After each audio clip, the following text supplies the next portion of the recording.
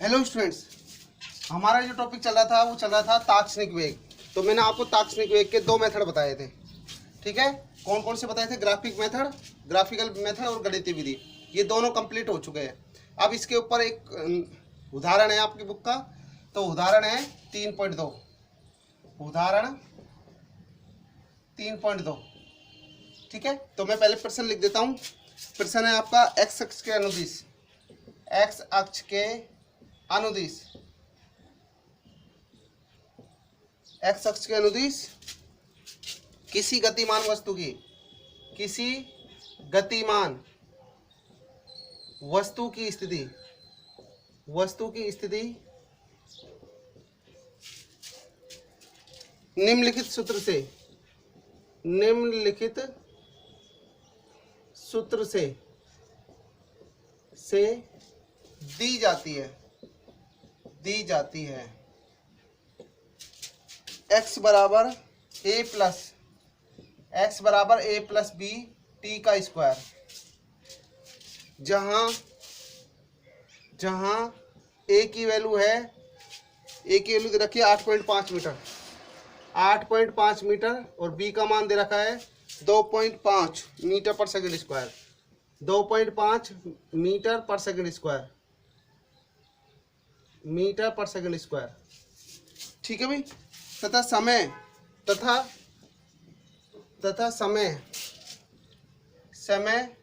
t को second में व्यक्त किया गया है, अब देखिए पूछा गया है। तो पहला प्रश्न है t बराबर 0 सेकंड, t बराबर 0 सेकंड तथा t बराबर 2 सेकंड क्षणों पर वस्तु का वेग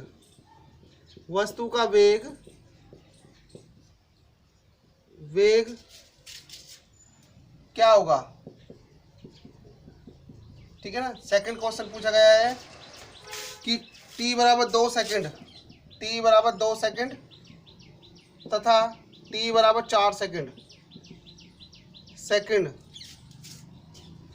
के मध्य के अंतराल,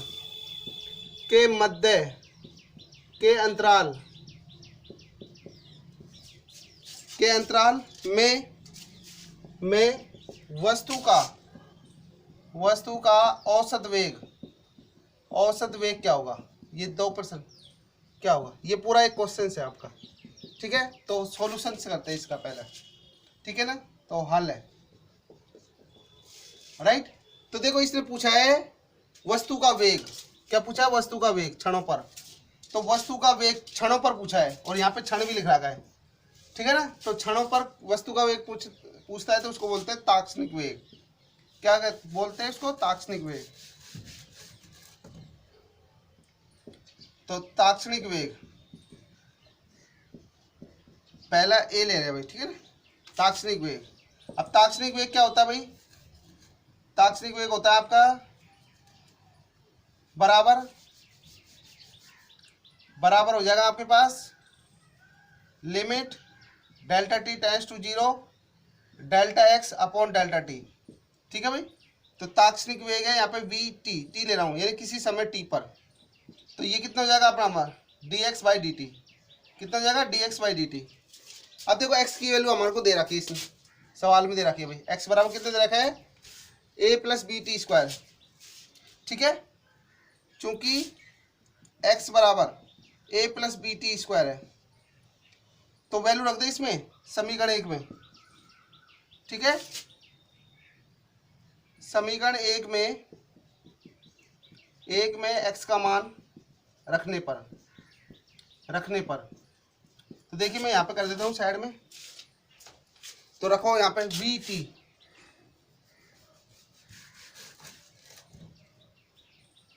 वी टी बराबर हो जाएगा आपके पास डी बाई डी टी। देखो D by D T x का मान रखा हूँ यहाँ पे ए प्लस बी टी का स्क्वायर, राइट भाई। अब देखो डी बाई डी टी है, इसको अलग अलग करो। डी बाई डी टी यहाँ पे ए हो जाएगा plus D by D T यहाँ पे हो जाएगा बी टी स्क्वायर, राइट भाई, अवकलन में अलग अलग कर दिया। तो यहाँ देखिए क्या है, कांस्टेंट है, और कांस्टेंट का अवकलन क्या होता है, शून्य, मैंने आपको बताया था। और यहाँ से b को बाहर निकालो, b को बाहर निकालो तो क्या आएगा, b d/dt, और यहाँ पर आ जाएगा t का स्क्वायर। ठीक है भाई, तो ये कितना हो जाएगा, ये तो जीरो ही हो जाएगा, 0 प्लस b, और ये देखिए इसका अवकलन करेंगे तो 2 तो आगे आ जाएगा, और t के ऊपर एक पावर कम हो जाएगी, तो कितना हो जाएगा, देखो ये 2bt हो जाएगा। ये हमारे पास इसका ये फॉर्मूला आया, ठीक है ना, वेग का फॉर्मूला आ गया। लेकिन हमें अब पूछा गया इस वो टाइम यहाँ पे नोट करेंगे भाई, ठीक है ना, किस पर्टिकुलर टाइम पे पूछा गया है, तो वहाँ पे वैल्यू रखेंगे। ठीक है भाई, तो देखिए वैल्यू पुट करेंगे यहाँ पे, t बराबर 0 सेकेंड पर क्षण पर, t बराबर 0 सेकेंड क्षण पर वस्तु का वेग होगा। ठीक है, क्या वेग होगा, 0 सेकेंड पर। ठीक है भाई, t बराबर 0 सेकेंड, तो क्या होगा, vt, t का मान क्या रखेंगे, 0 रखेंगे वैसे यहाँ पर 2b। अब देखो यहाँ पे b का मान और रख लेते पहले, चलो b का मान बाद में रख लेंगे, t का मान रखो, t का मान कितना है, 0 है। ठीक है, तो यहाँ कितना हो जाएगा, 0, पूरा टोटल 0 हो जाएगा भाई, 0 से गुणा होगा तो ये कितना होगा, vt, यानी कितना हो जाएगा आपका, t बराबर 0 सेकेंड पर वेग कितना होगा, 0 मीटर पर सेकेंड। एक तो आंसर ये आएगा भाई इसका आंसर, क्योंकि इसने पूछा है इस पर t बराबर 0 सेकेंड पर। अब दूसरा करें इसी में दूसरा हो जाएगा t बराबर 2 सेकेंड पर। तो देखिए मैं इसी पे ही कर रहा हूँ यहाँ पर। ठीक है, पहला आंसर तो हमारा हो गया, कंप्लीट हो गया। t बराबर 2 सेकेंड पर निकालो, अब किससे पे निकालो, t बराबर 2 सेकेंड पर क्षण पर वस्तु का वेग। ठीक है ना, यानी इसको क्या बोलेंगे, ताक्षणिक वेग कितना हो जाएगा भाई, तो 2b और t का मान कितना है भाई, 2 सेकेंड है, 2 सेकेंड। ठीक है भाई, तो 2 सेकेंड है इसका।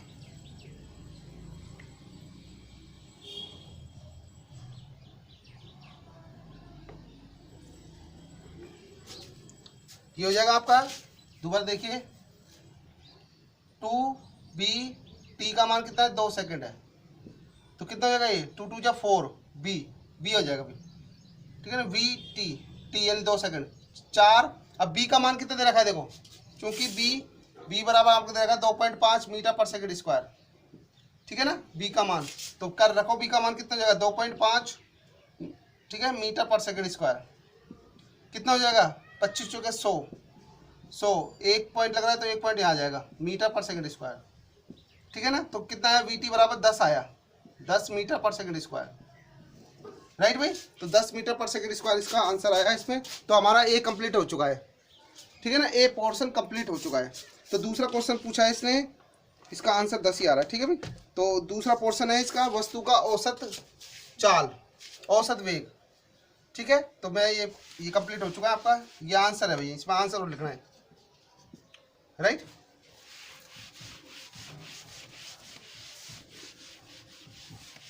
सेकंड है आपका बी भाग है, t बराबर 2 सेकंड तथा t बराबर 4 सेकंड के मध्य के अंतराल में वस्तु का औसत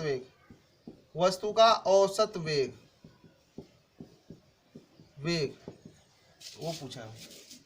ठीक है भाई, अब देखो औसत वेग का फॉर्मूला क्या इतना होता है, देखिए औसत वेग बराबर होता है आपके पास विस्थापन बटे समय, क्योंकि वेग है, वेग विस्थापन पर डिपेंड करता है। अब विस्थापन क्या निकालेंगे भाई, x2 t2 minus x1 t1। Right भाई, तो यहाँ पे कितना होगा, t2 माइनस t1, यही बताया था ना भाई। मतलब ये क्या होगा, विस्थापन डेल्टा एक्स मैं आपको ऑलरेडी बता चुका हूँ। डेल्टा एक्स जो होगा अंतिम बिंदु। ठीक है ना, इसको ऐसे लिखो पहले तो, ना डेल्टा एक्स की फॉर्म में लिखो पहले तो, ये लिखो delta X upon delta T. ठीक है ना, यही होता है। अब डेल्टा एक्स क्या होगा, अंतिम बिंदु की स्थिति, अंतिम बिंदु की स्थिति माइनस प्रारंभिक बिंदु की स्थिति, ये upon T2 minus T1, right भाई। तो ये आपका ये होगा। अब इसमें देखते हैं, पहले हमारे पास x का मान क्या दे रखा है, x का मान देखते हैं। x का मान दे रखा है x बराबर a प्लस बी टी का स्क्वायर, ठीक है भाई। तो पहले इसके लिए T1 के लिए निकालते हैं, पहले T1 2 सेकंड है, ठीक है, 2 सेकंड के लिए। तो कितना हो जाएगा, t बराबर 2 सेकंड के लिए इसको T1 ले लेते हैं पहले, ठीक है ना। अगला ले लेते हैं T2 कितने रखा है, 4 सेकंड के लिए, 4 सेकंड के लिए, राइट भाई। तो मैं इसको ऊपर वाला इरेज कर देता हूँ। ए की और बी की वैल्यू याद रखना, बस ए की वैल्यू मैं यहाँ लिख देता हूँ साइड में। ए की वैल्यू है 8.5 मीटर और बी का मान है 2.5 मीटर पर सेकंड स्क्वायर, ठीक है भाई, ये वैल्यू। बाकी आप ये क्वेश्चन में ऊपर का इरेज कर देता हूँ। तो देखिए सेकंड पार्ट, ये वाला पार्ट हिस्सा है इसका। तो देखो यहाँ पे ये T2 हो गया, ठीक है।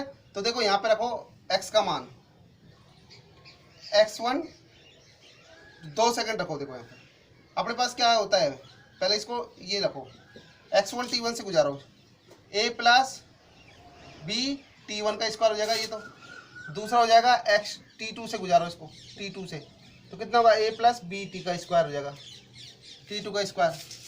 अब दोबारा देखिए इसको T1 का मान रखो, देखो T1 का मान 2 सेकंड के लिए,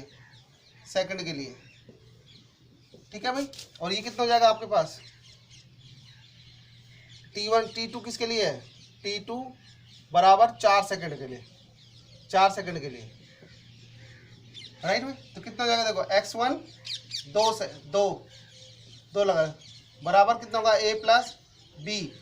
T1 का मान कितना है अपने पास, T1 का मान है 2 का स्क्वायर, ठीक है। इसी प्रकार यहाँ पे कितना होगा, x2 4 के लिए आएगा ये, ठीक है भाई, बराबर कितना हो जाएगा, a प्लस बी और T2 का मान कितना है, 4 का 4 वैल्यू रखेंगे यहाँ, 4 का स्क्वायर, ठीक है। तो देखो ये t बराबर 2 और 4 सेकंड के मध्य, राइट। तो वैल्यू करो इसमें कितना आएगा, x1 20 बराबर हो जाएगा a प्लस कितना होगा, 4, 2 का स्क्वायर 4, ये कितना आ जाएगा आपके पास, x2 4 ये 40, a प्लस ये कितना होगा, b और 4 चौके 16, ठीक है भाई। तो x1 20 बराबर हो गया आपके पास a प्लस 4b और ये आएगा x2 40, इसका मान आएगा a प्लस 16b, ठीक है भाई, 16b आ जाएगा। अब देखो ध्यान देना सभी, इसको मैं यहाँ पे इरेज कर देता हूँ, राइट। तो देखो औसत वेग का फॉर्मूला कितना है इसके लिए, देखो T2 का मान कितना है भाई, 4 है, T2 का मान देखो 4 है और इसका मान कितना है, T1 का मान 2 है। तो वैल्यू रखो यहाँ पे कर देता हूँ, ठीक है भाई। तो देखो कितना है, x2 4, इसका मान रख दिया, माइनस x1 इसका मान 2 है, T1 का मान, और ये कितना है 4 माइनस 20। तो इसको सोल्व करो, कितना आएगा, x2 40 माइनस x1 20 बटा कितना आएगा, 4 में से 2 गए तो 2 बचेगा, ठीक है। तो हमारे पास क्या आया, ये वैल्यू आई, इसमें वैल्यू पुट करेंगे भाई, ठीक है। तो कितना आया हमारे पास, औसत वेग का फॉर्मूला। तो औसत वेग हो गया आपका, औसत वेग का फॉर्मूला है वो रहा, देखो इसमें वैल्यू पुट करो, यहाँ पे लिख देता हूँ दोबारा एक बार देख लीजिए, 4 × 0 माइनस x1 2 × 0, ये बड़ा ब्रैकेट लगा दिया, अपॉन 2, ठीक है। अब वैल्यू पुट करो यहाँ पर, देखो x2 इसकी वैल्यू कितनी है, a प्लस 16b माइनस इसकी वैल्यू कितनी है, a प्लस 4b है, अपॉन 2। तो इसको सोल्व करते हैं, इसको मैं यहाँ पर इरेज कर देता हूँ, ठीक है। तो कितना हो जाएगा, देखो a प्लस 16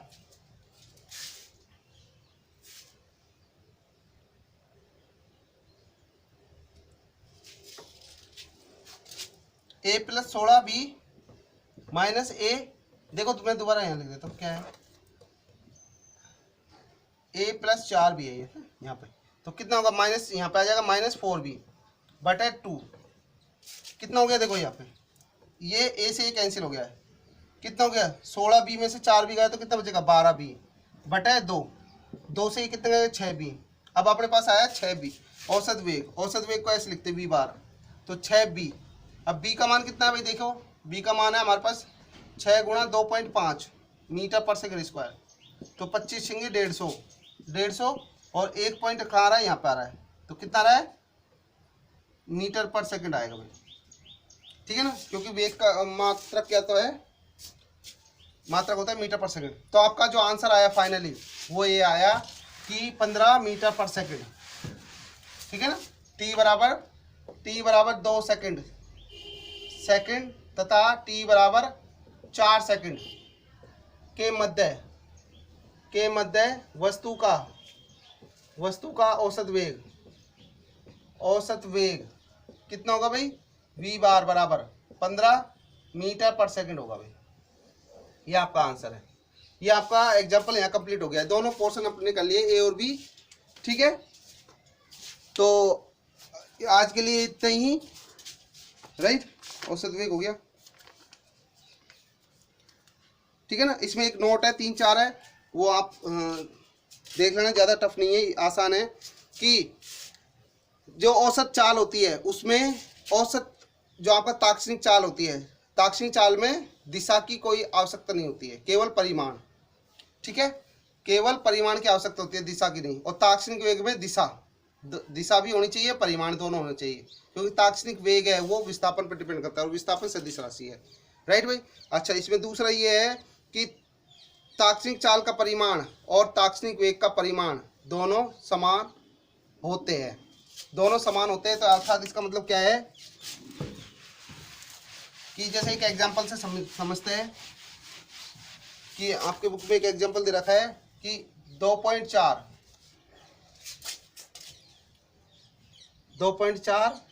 मीटर पर सेकंड है, ऐसे है पर सेकंड, तो यहाँ पे प्लस लग रहा है, 2.4 है भाई, 2.4, राइट भाई, 2.4 मीटर पर सेकंड है। तो यहाँ पर जो ये परिमाण क्या है 2.4 है, और प्लस क्या बताता है, दिशा को, ठीक है ना। तो यानी ताक्षणिक चाल का परिमाण, ताक्षणिक चाल का परिमाण, ताक्षणिक चाल का परिमाण और ताक्षणिक वेग का परिमाण, ताक्षणिक वेग का परिमाण समान होता है। परिमाण का मतलब दोनों का मान कितना होगा, 2.4 ही होगा भाई, ठीक है भाई। प्लस माइनस तो दिशा को इंडिकेट करता है, यानी ये धनात्मक एक्स दिशा में है, और माइनस होता तो ये ऋणात्मक एक्स दिशा में होता, ठीक है ना। तो प्लस माइनस तो किसको बता रहा है, दिशा को बता रहा है भाई, ठीक है। तो इनका परिमाण तो समान होता है भाई, ये नोट कर लेना। तो आज के लिए इतना ही।